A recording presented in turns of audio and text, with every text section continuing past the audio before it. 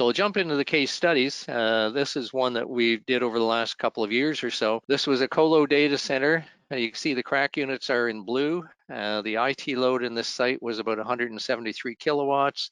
They were running with 8 Liebert DS070 crack units. The reason the customer was interested in doing containment, high energy costs, conflicting crack unit operation due to this large size of the space and the airflow imbalances, and they were running into hot spots and significant temperature differentials across the room. So what we did is we went in and did a full audit. In this case, we did airflow modeling with the CFD and came up with a technical and financial feasibility analysis for the client.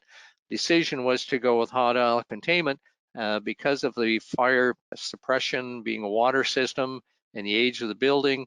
It just wasn't economically feasible to make adjustments to the sprinkler system. So as a result, our installation was 18 inches below the drop ceiling, but we did do above rack and end of row and cage walls. In this case, the original IT load was 173 kilowatts. The cooling power draw was 123 kilowatts to start with. When we were finished, we dropped that down to 70 kilowatts. We dropped the PUE from 1.71 to 1.62, and the customer ended up with an annual cooling energy reduction of $65,000, which represented a 43% in cooling power reduction. And the payback on this, we were able to get the customer a fairly significant incentive. This was in Ontario of just over $46,000. And the payback with the incentive taken into account was about 3.1 years. If you take the incentive out of the picture, it still came in at 3.8 years.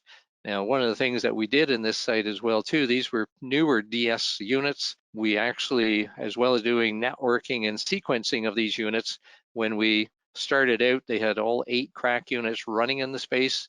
When we were finished, they were operating with 5. And we converted the units over from return air control to supply air control.